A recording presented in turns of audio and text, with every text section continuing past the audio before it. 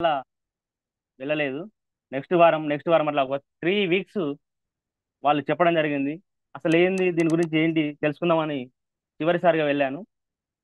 అక్కడ business plan presentation గురించి Sirisha madam చాలా చక్కగా వివరించారు. ఎన్నో సంవత్సరాలుగా ఎన్నో విధాలుగా వివిధ వార్తల్లో మనం చూస్తున్నాం.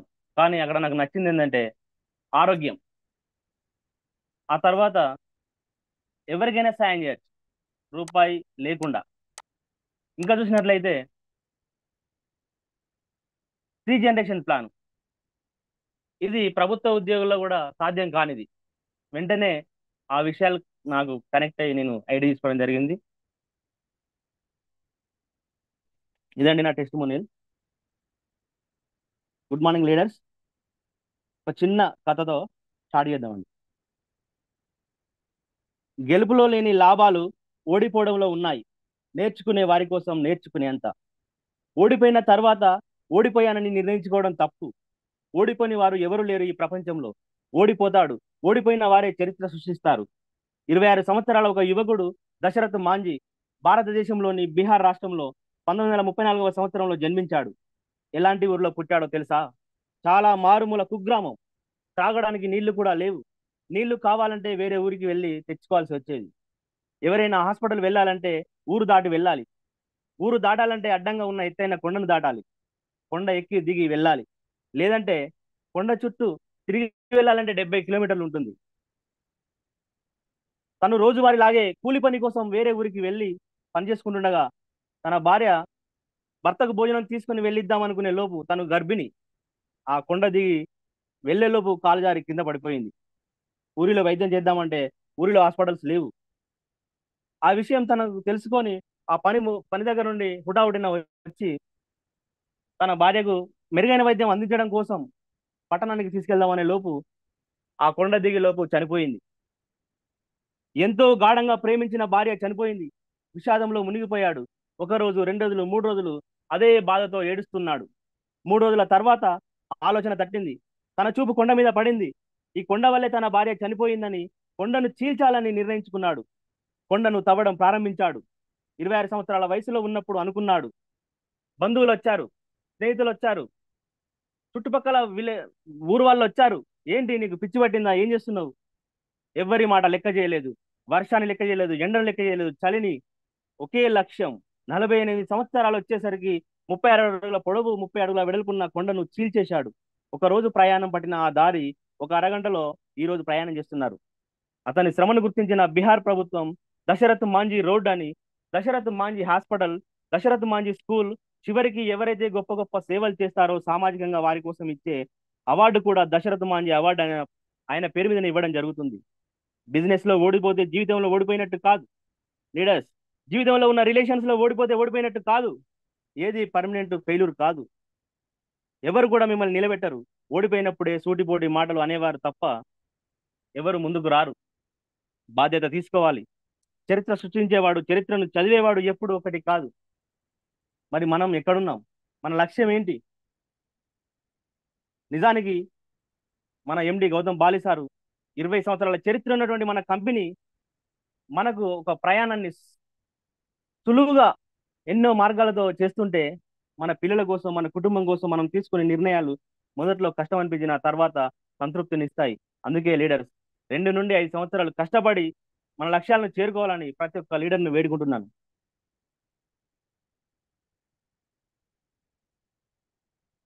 PPT share చేస్తున్నాండి.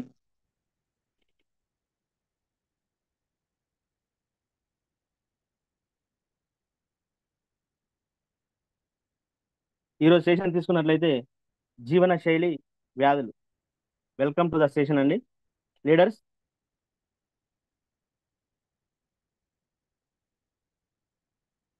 జీవన శైలి వ్యాధులు.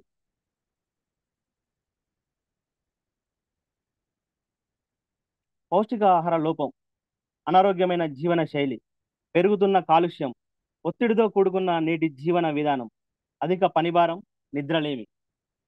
పౌష్టికాహార లోపం. మానవ శరీరం 63 ట్రిలియన్స్ కంటే ఎక్కువ సెల్స్తో ఏర్పడినది. మన పౌష్టికాహారం లోపం వల్ల మన రోగనిరోధక శక్తి తగ్గుతుంది. సరైన పోషకాలు తీసుకోవడం వలన శరీరంలో అన్ని అవయవాలు బాగా పనిచేస్తాయి.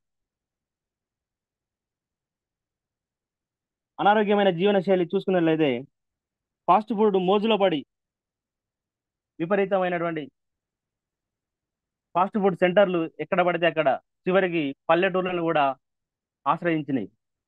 ఫాస్ట్ ఫుడ్ మోజులో పడేటువంటి పిల్లలు, పెద్దలు సోమరితనం వల్ల పిల్లల్లోనూ జీవనశైలి వ్యాధులు పెరుగుతున్నాయి. ఆరోగ్యకరమైన తిండి, శారీరక శ్రమ వల్ల టైప్ 2 మధుమేహాన్ని 100కి 60 కేసులు తగ్గించవచ్చు. ఈ జీవనశైలి వ్యాధులు జాతిని నిర్వీర్యం చేసి అభివృద్ధిని కదిలించే ప్రమాదం పొంచి ఉన్నది. కనుక తక్షణమే తగిన విధాన జాగ్రత్తలు తీసుకోవాలి. పరిస్థితి చేదాట ముందుకే నష్ట నివారణ చర్యలు పాటించాలి. పెరుగుతున్న కాలుష్యం చూసుకున్నట్లయితే స్వచ్ఛమైన గాలి లేదు, స్వచ్ఛమైన నీరు లేదు, స్వచ్ఛమైన ఆహారం లేదు. అందులో తగినంత సరిపడా ఆహారం లేదు. కణాలకి కలుషితమైన గాలిని అందిస్తున్నామా? లేదు. కణాలకి కలుషితమైన నీటిని అందిస్తున్నామా? లేదు. కణాలకి కలుషితమైన ఆహారం ఇస్తున్నామా? లేదు. సరిపడినంత పోషకాలు ఇవ్వడం లేదు.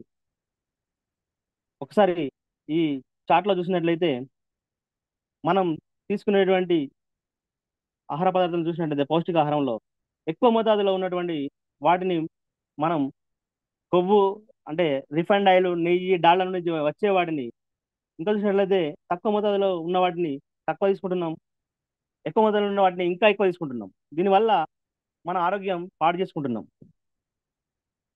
జీవనశైలి విధానంలో చూసినట్లయితే అనారోగ్యంగా ఉన్నటువంటి వాటిలో మెయిన్గా ఈ ఫాస్ట్ ఫుడ్, ఇందాక మనం చెప్పినట్టు స్వచ్ఛమైన ఆహారం లేదు. పాలతో కూడిన ఛాయ్ తాగడం వల్ల కూడా అది ఒక హానికరం.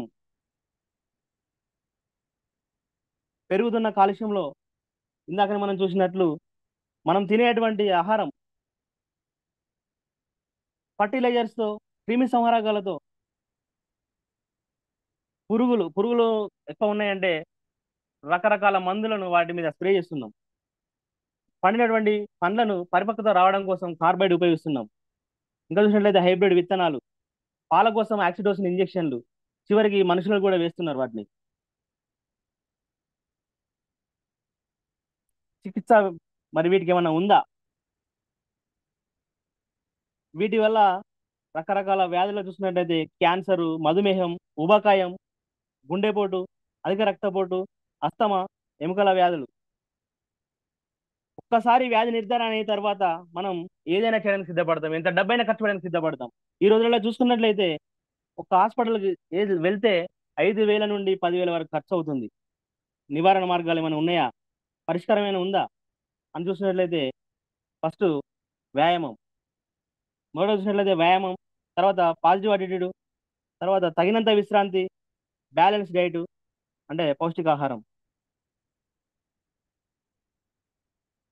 చికిత్స తీసుకుందామా, లేకుంటే మన వెస్టేజ్ కంపెనీలో ఉన్నటువంటి సహజమైనటువంటి ఆహార సప్లిమెంట్స్ వాడుకుందామా?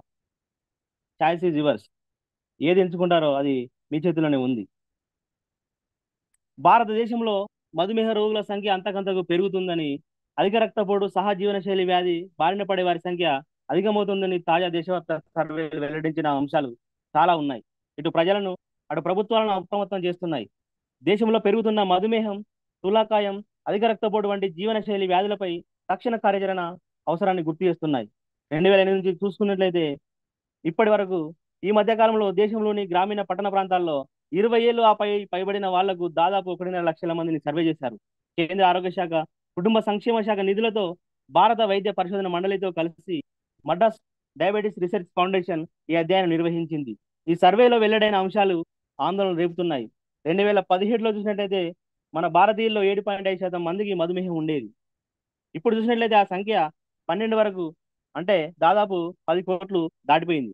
అలాగే 15% మంది, అంటే 33.6 కోట్ల మంది మధుమేహం ముందస్తు లక్షణాలను వాటితో జీవనం సాగిస్తున్నారు, అంటే టైప్ 2 డయాబెటీస్. దేశంలో 28.6% సాధారణ స్థూలకాయంతో, 39.5 ఉదర ప్రాంత స్థూలకాయం అంటే ముందు పొట్టొచ్చాడు రావడం, చెడు కొవ్వు, ఎల్డిఎల్, 18.5 కోట్ల మంది అనారోగ్యం పాలవుతున్నారు. 100కి సగటున 35 మంది అధిక రక్తపోటు వేధిస్తుంది. ముందుగా అనుకున్న దానికన్నా భారత జనాభాలో మధుమేహం అధికంగా ఉందని ఈ సర్వేలో తేలింది. పరిశోధకులు ఏం చెప్తున్నారు? ఇది గడియారం ముళ్ళు ముందు కదులుతున్న టైం బాంబు వంటిదని పేర్కొన్నారు. ప్రపంచంలో ప్రతి 11 మంది వయజనులో ఒకరిని మధుమేహం పీడిస్తుంది. షుగర్ ఇంకో వ్యాధికి దారితీస్తుంది.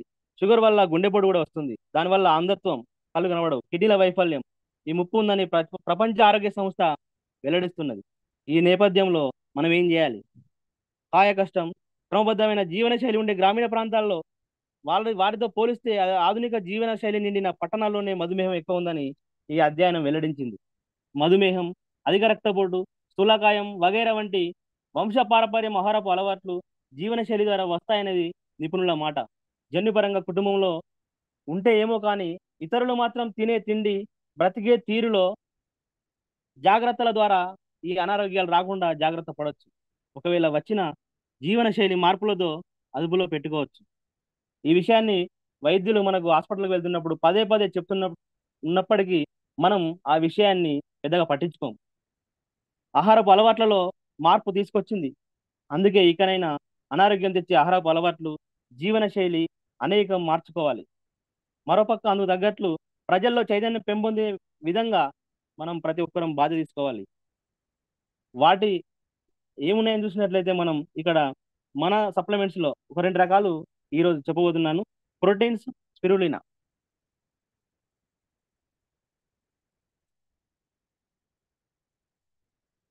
ప్రోటీన్, స్పిరులినా చూసినట్లయితే ప్రోటీన్ ముందుగా తీసుకుందాం. మన దాంట్లో 200 గ్రాముల ప్రోటీన్ బాక్స్ ఉంటుంది, 450 గ్రాముల బాక్స్ ఉంటుంది. 200 గ్రాముల ప్రోటీన్కి ఎంఆర్పి రేట్ వచ్చేసి ₹1000. అదే మనకు డిపి రేట్ 895. పాయింట్ వాల్యూ వచ్చేసి 29.83. 450 గ్రాముల ప్రోటీన్ బాక్స్ చూసినట్లయితే MRP rate ₹2450. DP price, distributor price వచ్చేసి 2095. పివి వాల్యూ వచ్చేసి 69.50. స్పీడ్ చూసుకున్నట్లయితే దీనిలో 100 టాబ్లెట్స్ ఉంటాయి, క్యాప్సూల్స్. ఎంఆర్పి రేట్ వచ్చేసి ₹421. డిపి రేట్ వచ్చేసి 360. పివి వాల్యూ వచ్చేసి 12. ప్రోటీన్ ఎందుకు? మనకి ప్రోటీన్ వల్ల ఉపయోగం ఏంటి? డబ్ల్యూహెచ్ఓ, ప్రపంచ ఆరోగ్య సంస్థ మార్గదర్శకాలు పిల్లల్లో, పెద్దల్లో, తర్వాత గర్భిణీ స్త్రీలలో, పాలిచ్చే తల్లులో కూడా తీసుకున్నట్లయితే ఒక్కొక్కరికి ఒక్కోలాగా ఉంటుంది. పెద్దల్లో చూసినట్లయితే బరువును బట్టి 1 గ్రామ్ ప్రోటీన్ అవసరం ఉంటుంది. పిల్లలైతే కొంచెం ఎక్కువ, 1.5. అదే గర్భిణీ స్త్రీలు, పాలిచ్చే తల్లులు అయితే 1.75 గ్రాముల ప్రోటీన్ అవసరం ఉంటుంది. మరి మనం ఆరోగ్యవంతమైన మన వ్యక్తికి ఏ విధంగా తీసుకుంటున్నాం? మన బరువును బట్టి 1 కేజీకి 1 గ్రాము ప్రోటీన్ అవసరం ఉంటుంది. మనం ఈ విధంగా తీసుకుంటున్నామా? ప్రోటీన్ తీసుకోవడం వల్ల ఉపయోగాలు ఏంటి? ఆరోగ్యకరమైన ఆహారంలో ప్రోటీన్ ముఖ్యమైన భాగం. ప్రోటీన్లు అమైనో ఆమ్లాలు అనే రసాయన బాడీ బిల్డింగ్ బ్లాక్స్ తో తయారవుతాయి. మన శరీరం కండరాలు, ఎముకలు నిర్మించడానికి మరియు మరమ్మతు చేయడానికి, హార్మోన్లు మరియు ఎంజైమ్లను తయారు చేయడానికి అమైనో ఆమ్లాలను ఉపయోగిస్తుంది. వాటిని శక్తి వనరు కూడా మనకు ఉపయోగించవచ్చు. ఒకసారి ఇక్కడ ఫిగర్ లో చూసినట్లయితే మన శరీరంలో ప్రోటీన్ యొక్క పనితీరు, ఈ ప్రోటీన్ దేనికి పనిచేస్తుంది? జుట్టు, చర్మం, గోళ్ళు, కండరాలు, సెల్యులర్ మెసెంజర్, రక్తం అంటే హిమోగ్లోబిన్, మెదడు మరియు నరాలు, ఎన్సిమేష్ లేదా హార్మోన్స్, సెల్యులర్ రిపైర్ వర్క్స్, వీటన్నిటి కూడా ప్రోటీన్ లోపం ఉంటే ఏ విధంగా ఉంటుంది? మొదట్లో చూసినట్లయితే జుట్టు, అది ఒక ఎరుపు అంటే గోగునార గోగునార రకంగా కనబడుతుంది. మనం ప్రోటీన్ తీసుకోకపోవడం, శరీర అవసరాలను తీర్చలేకపోవడాన్నే ప్రోటీన్ లోపం అంటారు. ప్రోటీన్ యొక్క ఫంక్షన్ చూసినట్లయితే ప్రోటీన్ యొక్క ఫంక్షన్ జీర్ణక్రియ సమయంలో ప్రోటీన్ అమైనో ఆమ్లాలుగా విభజించబడింది. ఈ అమైనో ఆమ్లాలు శరీర కణజాల పెరుగుదల, పనితీరులో సహాయపడతాయి. జుట్టు, గోర్లు మొత్తం ఆరోగ్యంపై దాని ప్రభావం కారణంగా ఆరోగ్యకరమైన బలమైన కండరాలు మరియు ఎముకలను కలిగి ఉండడానికి ఈ మ్యాక్రో న్యూట్రియంట్ కీలకం. 11 అమైనో ఆమ్లాలు, 9 అమైనో యాసిడ్స్ శరీరానికి అవసరం. మనం ఎన్ని ఇస్తున్నాం? శరీరం వాటిని ఉత్పత్తి చేయలేనందున అవసరమైన అమైనో ఆమ్లాలు ఆహారం నుండి తప్పక పొందాలి. మరి మన ఆహారంలో దొరుకుతున్నాయా? నేడు చూసుకున్నట్లయితే దొరకట్లేదు. పిండి పదార్థాలు మరియు లిపిడ్ల మాదిరిగా కాకుండా ఆహారం తీసుకోవడం ద్వారా లభించే అదనపు అమైనో ఆమ్లాలను నిల్వ చేయడానికి ఎలాంటి యంత్రాంగం లేదు. అందుకే ఈ కీలకమైన అమైనో ఆమ్లాల నిరంతర సరఫరా అవసరం. సరళంగా చెప్పాలంటే శరీరం యొక్క డిమాండ్లను తీర్చడానికి క్రమం తప్పకుండా ప్రోటీన్ తీసుకోవాలి. ప్రోటీన్ లోపం యొక్క కారణాలు చూసినట్లయితే ప్రోటీన్ కోసం జంతు ఉత్పత్తులను ఉపయోగించడాన్ని నిషేధించే శాకాహారి లేదా శాకాహార ఆహారాన్ని తినడం చాలా అవసరం. శారీరక శ్రమ చేయకపోవడం వలన ప్రోటీన్ శోషణను నిరోధించే పేగులలో ఇబ్బందులు కలిగి ఉంటున్నాయి. అధిక ఆల్కహాల్ వినియోగం శోషణకు ఆటంకం కలిగించే ఇతర మందులు వాడడం వల్ల కూడా ఇబ్బంది కలుగుతున్నది. ప్రోటీన్ లోపం యొక్క 5 సంకేతాలు చూసినట్లయితే, శరీరం యొక్క ప్రోటీన్ అవసరాలను తీర్చడానికి వినియోగం సరిపోనప్పుడు ప్రోటీన్ లోటును అభివృద్ధి చేయాలి. శరీరం ప్రోటీన్ లోపం యొక్క సంకేతాలు మరియు లక్షణాలను ప్రదర్శిస్తుంది. ఇది విస్మరించకూడదు. ఎందుకంటే ఇది ఇతర ఆరోగ్య సమస్యలకు దారితీస్తుంది లేదా దాన్ని ఎక్కువ చేస్తుంది. మంచి ఆహారంలో తప్పనిసరిగా ప్రోటీన్ను కలిగి ఉండాలి. దానికి తగినంత సరఫరా ఆరోగ్యంపై ఇవ్వడం వల్ల పెద్ద పెద్ద ప్రతికూల ప్రభావాలను కలిగిస్తుంది. ప్రోటీన్ లోపం యొక్క హెచ్చరిక లక్షణాలు సంకేతాలు క్రింద ఇవ్వబడ్డాయి. వాటి వల్ల ఎటువంటి వ్యాధులు వస్తున్నాయి. మొదట చూసినట్లయితే 3 మార్పులు, లేదా ఎప్పుడైనా దెబ్బలు తాగినప్పుడు ఆ గాయాలు త్వరగా నయం కావు. 3 మార్పులు చూసినట్లయితే న్యూరో ట్రాన్స్మిటర్ అనేది కణాల మధ్య సమాచారాన్ని బదిలీ చేయడానికి మెదడు ఉపయోగించే పదార్థాలు. ప్రోటీన్ యొక్క బిల్డింగ్ బ్లాక్స్ అయిన అమైనో ఆమ్లాలు అనేక కీలకమైన న్యూరో ట్రాన్స్మిటర్లను తయారు చేయడానికి ఉపయోగిస్తారు. అందువల్ల ఆహారంలో ప్రోటీన్ లోపం శరీరం తగినంత న్యూరో ట్రాన్స్మిటర్లను ఉత్పత్తి చేయకుండా నిరోధించవచ్చు. ఇది మెదడు పనితీరును మార్చేస్తుంది. ఎప్పుడైనా గాయాలు తగిలినప్పుడు అక్కడ కోతలు కానీ స్క్రాప్లు కానీ పెట్టినప్పుడు సాధారణంగా ప్రోటీన్లో తక్కువ ఉన్న వారికి నయం కావడానికి ఎక్కువ సమయం పడుతుంది. కార్యకలాపాల ఫలితంగా బెణుకులు, ఇతర ప్రమాదాలు అదేవిధంగా నయం అవుతాయి. శరీరం తగినంత కొల్లాజన్ ఉత్పత్తి చేయకపోతే దీర్ఘకాలిక వైద్యం జరుగుతుంది. చర్మంతో పాటు బంధన కణజాలాలకు కూడా ఇది అవసరం. రక్తం గడ్డకట్టడానికి ప్రోటీన్లు చాలా అవసరం. అనారోగ్యం, మనం అనారోగ్యం బారిన పడినప్పుడు రక్తంలోని అమైనో ఆమ్లాలు రోగనిరోధక వ్యవస్థ ద్వారా ప్రతిరోధకాలను ఉత్పత్తి చేయడంలో సహాయపడతాయి. ఇది వ్యాధికారక విషాలు మరియు వైరస్లను ఎదుర్కోవడానికి తెల్ల రక్త కణాలను సంక్రమం చేస్తుంది. ఆరోగ్యంగా ఉంచే ఇతర పోషకాలను జీర్ణం చేయడానికి గ్రహించడానికి ప్రోటీన్ అవసరం. అదనంగా ప్రోటీన్ కడుపులో వ్యాధి నిరోధించే మంచి బ్యాక్టీరియా నిష్పత్తిని మార్చవచ్చు. కొన్నిసార్లు ఆకలిగా కూడా అనిపిస్తుంది. ప్రోటీన్ లోపం ఉన్న వాళ్ళకి ఆకలి కూడా అనిపిస్తుంది. ఇది కొసమెరుపుగా అనిపించవచ్చు.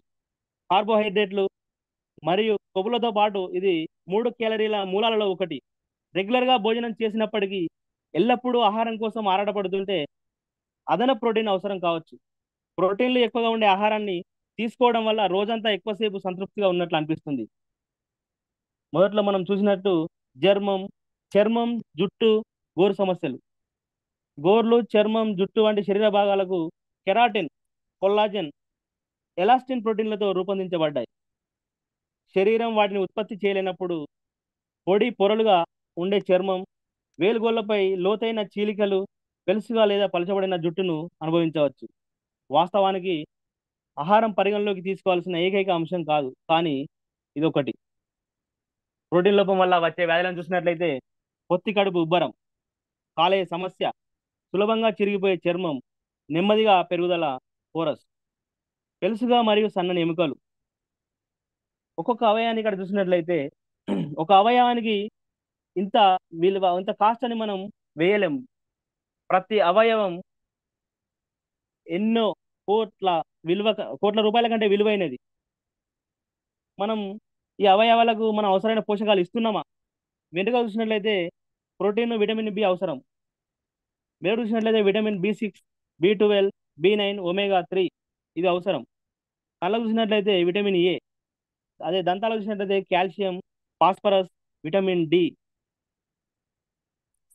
థైరాయిడ్ గ్రంథి చూసినట్లయితే విటమిన్ 8, అయోడిన్, omega-3, నీరు అవసరం. ఊపిరితిత్తులు చూసినట్లయితే vitamin C, vitamin E, antioxidants. గుండె చూసినట్లయితే vitamin B, vitamin C, vitamin E, protein, coenzyme, omega-3. ఇంకా చూసినట్లయితే liver, vitamin C, vitamin E, protein, fibre food అవసరం. కిడ్నీ చూసినట్లయితే విటమిన్ బి కాంప్లెక్స్, ఫైబర్. ఇట్లా చూసినట్లయితే రక్తంలో ఐరన్, విటమిన్ కే. రకరకాల ప్రతి ఆర్గాన్కు, ప్రతి అవయవానికి మనం చాలా రకాల పోషకాలు ఇవ్వాలి. ఆ పోషకాలు ఇవ్వనట్లయితే దాని లోపం ఏర్పడుతుంది. అవసరమైనంత ప్రోటీన్ తీసుకుంటున్నామా మరి? రోజుకు శరీరానికి అవసరమైన ప్రోటీన్స్ ఇవ్వగలుగుతున్నామా? చూసినట్లయితే ఏ ఆహారంలో ఎన్ని ప్రోటీన్లు లభిస్తాయి? ఒక పాలు, ఒక గ్లాసు పాలు తీసుకుంటే అందులో 2 గ్రాములే ఉంటున్నాయి. ఒక కప్పు పప్పు తీసుకుంటే 2 గ్రాములే ఉంటున్నాయి. మరి ఇది సరిపోతుందా? ఆరోగ్యవంతమైనటువంటి మనిషికి, ఒక వ్యక్తికి 60 కేజీల బరువు ఉంటే అతనికి 60 గ్రాముల ప్రోటీన్ అవసరం ఉంటుంది. మనం నిత్యం తీసుకునే ఆహారంలో చూసినట్లయితే 2 గ్లాసుల పాలు, వాటి ద్వారా 4 గ్రాములు, 2 కప్పుల పప్పు ద్వారా 4 గ్రాములు, ఒక 10 రోటీ లేదా చపాతీ తీసుకుంటే 10 గ్రాములు, మిగతా ఆహారం ద్వారా 12 గ్రాములు వస్తున్నాయి. మరి మనకు కావాల్సింది ఎంత? 60 గ్రాములు. మనం ఎంత ఇస్తున్నాం? మొత్తం 30 గ్రాములు ఇస్తున్నాం. 30 గ్రాముల ప్రోటీన్ సరిపోతుందా? అంటే 50% లోపం ఏర్పడుతుంది. ఐసీఎంఆర్ నిర్ధారణ చేసింది ఏంటంటే 80% భారతీయులకి వారు తినే ఆహారంలో ప్రోటీన్ లోపం ఉంది అంటున్నారు. ఈ ప్రోటీన్ లోపం మరి బయట దొరికే, మార్కెట్లో దొరికే ప్రోటీన్ పౌడర్ల వల్ల తగ్గుతుందా? లేదా మన వెస్టేజ్లో దొరికే ప్రోటీన్ పౌడర్ వల్ల తగ్గుతుందా? ఒకసారి రెండింటిని వ్యత్యాసం చేద్దాం. అధిక నాణ్యత కలిగిన ప్రోటీన్ మరియు అవసరమైన అమైనో ఆమ్లాలు కలిగి ఉంటుంది. ప్రతి 100 గ్రాముల ప్రోటీన్ పౌడర్లో మన వెస్టేజ్లో అయితే 80.2 గ్రాముల ప్రోటీన్ ఉంటుంది. చక్కెర, కొలెస్ట్రాల్, కొవ్వు లేనటువంటి ప్రోటీన్ శరీరం యొక్క బిల్డింగ్ బ్లాక్. కొవ్వు తక్కువ మరియు ప్రోటీన్ ఎక్కువగా ఉంటుంది. దీనివల్ల సులభంగా జీర్ణం అవుతుంది. మార్కెట్లో దొరికే దానికి మన ప్రోటీన్ పౌడర్ చూసుకున్నట్లయితే మనది ఒక స్పూన్ వెస్టేజ్ ప్రోటీన్ పౌడర్ మార్కెట్లో దొరికే ఒక బాక్స్తో సమానం. ఎందుకంటే మార్కెట్లో దొరికే ప్రోటీన్ పౌడర్ 100 గ్రాములలో 7 గ్రాములే ఉంటుంది. 200 గ్రాములు తీసుకున్నట్లయితే ఒక బాక్సును, అంటే మన దాంట్లో 10, బయట మార్కెట్లో దొరికే 10 బాక్సులు మన ఒక్క బాక్స్తో సమానం. ఎగ్జాంపుల్ చూసినట్లయితే బోన్విటా, హార్లిక్స్, ఈ 10 బాక్సులు మన వెస్టీజ్ ప్రోటీన్ పౌడర్ ఒక్క దాంతో సమానం. ప్రోటీన్ తినకపోతే ఏమవుతుంది? రోగనిరోధక శక్తిని పెంచడానికి ప్రోటీన్ లేకుండా తరచుగా అనారోగ్యానికి గురవుతారు. కండర ద్రవ్యరాశిని నిర్మించడానికి అమైనో ఆమ్లాలు అవసరం కాబట్టి మెదడు యొక్క న్యూరో ట్రాన్స్మిటర్లపై ప్రభావం చూపిస్తుంది. తద్వారా మూడును నియంత్రిస్తుంది. కండరాల బలహీనతపై, రక్తంలో చక్కెర మరియు ప్రోటీన్ల ప్రభావం హెచ్చుతగ్గుల కారణంగా మూడు మార్పులు లేదా ఆలోచించడంలో ఇబ్బంది ఉంటుంది. Vitamins, minerals. ఒక ఆరోగ్యమైన వ్యక్తికి రోజుకి 13 విటమిన్స్, 11 మినరల్స్, 9 ముఖ్యమైన అమైనో యాసిడ్స్ అవసరం. అలాగే 8 నుండి 10 రకాల పండ్లు మరియు కూరగాయలు సేవించాలి. మరి మనం ఆ విధంగా సేవిస్తున్నామా? సాధ్యమేనా? నెక్స్ట్ చూసినట్లయితే స్పిరులినా. ఇది జేహెచ్ఎఫ్ఏ కోషర్. దీనికి హలాల్ సర్టిఫికేట్ కూడా ఉంది. వెజిటేరియన్ ని ధృవీకరించబడింది. స్పిరులినా అంటే ఏంటి? స్పిరులినా అనగా ఒక చిన్న నీటి మొక్క. ఎందుకంటే ఇది వసంత ఆకారపు నాచు.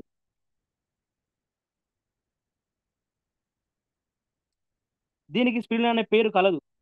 న్యాచురల్ చూసినట్లయితే 3.5 బిలియన్ సంవత్సరాల క్రితం ఈ మైక్రో గ్రీన్ బిల్లే రూపాన్ని ఇచ్చింది. ఇది వాతావరణంలో ఆక్సిజన్ ఉత్పత్తిని పెంచుతుంది. స్పిరులినా అనేది భూమిపైన ఒక శక్తివంతమైన ఆహారం. 1974 వరల్డ్ ఫుడ్ కాన్ఫరెన్స్ లో యునైటెడ్ నేషన్స్ వారు ప్రకటించింది ఇది భవిష్యత్తులో ఉత్తమమైన ఆహారాన్ని అందిస్తుందని. 1000 కేజీల పండ్లు లేదా కూరగాయల్లో ఉండే పోషకాలు 1 కేజీ స్పిరులినాలో ఉంటాయి. అనారోగ్యం మరియు వ్యాధి నుండి మనం రక్షించే అనేకమైన ముఖ్యమైన పోషకాలతో స్పిరులినా నిండి ఉంది.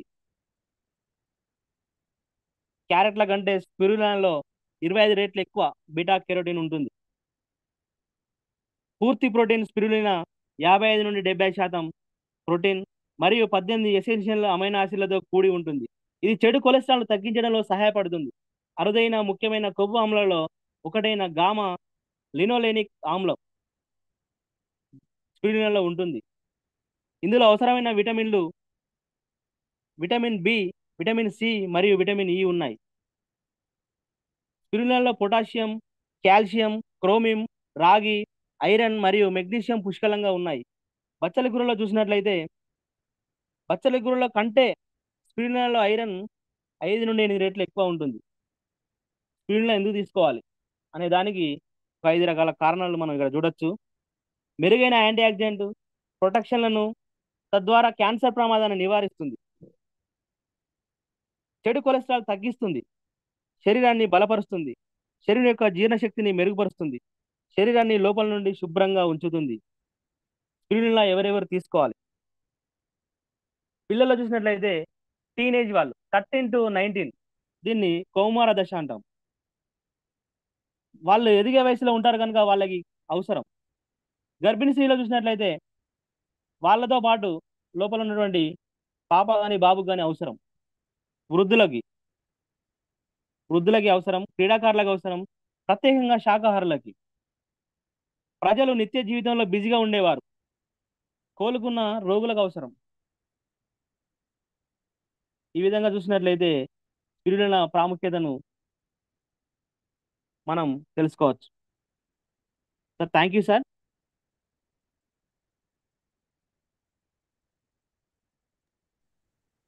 Thank you sir. Thank you sir. ఒకసారి సార్, సార్ నా డ్రీమ్ వచ్చేసి డిసెంబర్ కల్లా 1,01,000 కార్తో తీసుకోవాలని నిర్ణయించుకున్నాను sir. Thank you so much sir. మంచి నాలెడ్జ్ ఇచ్చారు. యాక్చువల్గా ఇవాళ ఉన్నటువంటి పరిస్థితులు ఎలా ఉన్నాయి, ఏంటి, ఏం కథ, సో మంచి అవగాహన, పీపీటీ కూడా తెలుగులో తయారు చేసి మంచి నాలెడ్జ్ షేర్ చేశారు. డెఫినెట్ గా మీరు చెప్పినవన్నీ వ్యాలిడ్ పాయింట్సే. ఎందుకంటే వాళ్ళు మనం తీసుకున్నటువంటి ఏ ఆహారం కూడా హెల్దీగా లేదు, అంతా పొల్యూటెడ్ అయిపోయింది. సో ఖచ్చితంగా మనం సప్లిమెంట్స్ వాడాలి. బెస్ట్ సప్లిమెంట్స్ వాడితేనే మనం హెల్దీగా ఉంటాం. సో మంచి నాలెడ్జ్ షేర్ చేశారు సార్. సో మంచి సక్సెస్ తీసుకోవాలి మీరు. షార్ట్లీ ఈవినింగ్ సెషన్స్ కూడా వచ్చి అందరికి నాలెడ్జ్ షేర్ చేయాలని చెప్పి కోరుకుంటున్నాను. All the best sir. Thank you sir.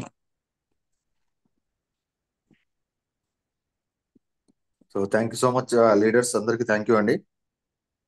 320 members ఉన్నారు. సో ఇవాళ మురళి గారు మంచి నాలెడ్జ్ ఇచ్చారు. ఇదని మీకు ఉపయోగపడింది అనుకుంటున్నాను. సో సప్లిమెంట్స్ యొక్క ఇంపార్టెన్స్ ఇవాళ ఎలా ఉంది అనేది, లైఫ్ స్టైల్ గురించి కూడా చెప్పారు. డెఫినెట్ గా అందరూ దీన్ని తెలుసుకోవాలి మనం అందరం. సో చాలా మంది టైంకి ఫుడ్ తీసుకోవడం కానీ, తీసుకునే ఆహారం, నిద్ర ఇవన్నీ కరెక్ట్ గా ఉండడంలో అందుకే చాలా హెల్త్ ఇష్యూస్ వస్తున్నాయి.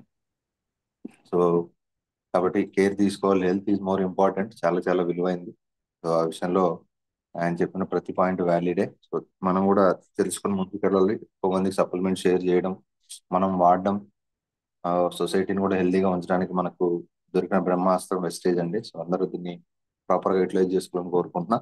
So thank you so much అందరికి. కాల్స్ తీసుకునే ముందు ఒక్కసారి టీమ్ హెల్పింగ్ హ్యాండ్స్ గురించి మాట్లాడిన తర్వాత నేను కాల్స్ తీసుకుంటానండి. సో మీ అందరికి తెలుసు, టీమ్ హెల్పింగ్ హ్యాండ్స్ అనేది మనం పూర్తిగా ఒక సర్వీస్ మోటోతో స్టార్ట్ చేసాం. సో రీసెంట్ గా మనం 3 years కూడా కంప్లీట్ చేసుకోవడం జరిగింది. భవిష్యత్తులో ఇంకా చాలా మందికి సపోర్ట్ చేయాలనే ఉద్దేశంతోనే ముందుకెళ్తున్నాం. ప్రతిరోజు morning, afternoon, evening sessions conduct చేస్తున్నాం.